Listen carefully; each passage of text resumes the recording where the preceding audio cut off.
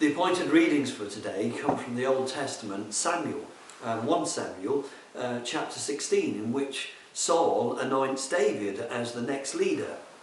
It's quite an interesting passage because he goes through all the brothers and he looks at them and he looks at their stature, he looks at Eliab, he looks at the Abinadab. These are not the right guys. And God says to him, no, not this one, not this one. Where are the other ones? And of course they call out for David, who is only working in the fields. He's the smallest, he's the youngest, and he's the one who's just looking after the sheep.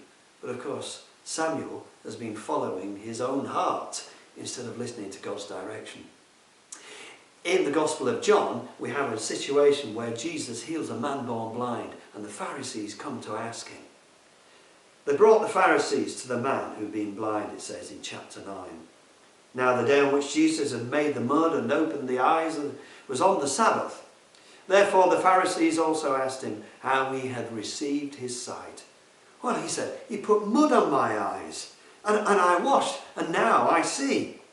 Well, some of the Pharisees said, this man is not from God, for he does not keep the Sabbath.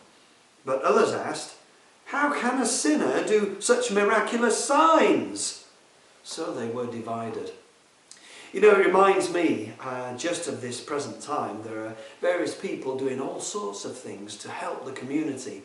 And sometimes we overlook the obvious. We think we've got it all together.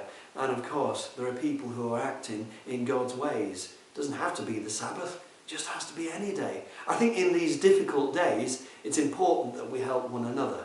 And certainly we're trying to do that within the church community, and the church being part of the community.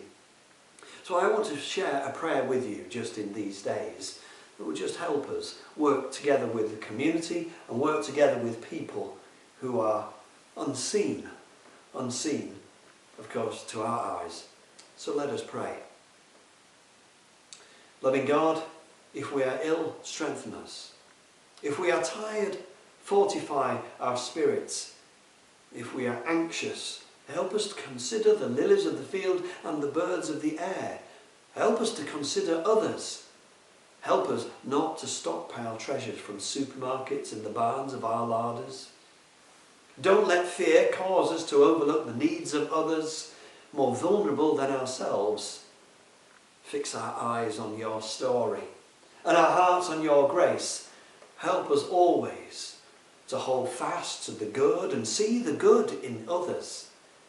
And remember, there is just one world, one hope, one everlasting love with baskets of bread for everyone.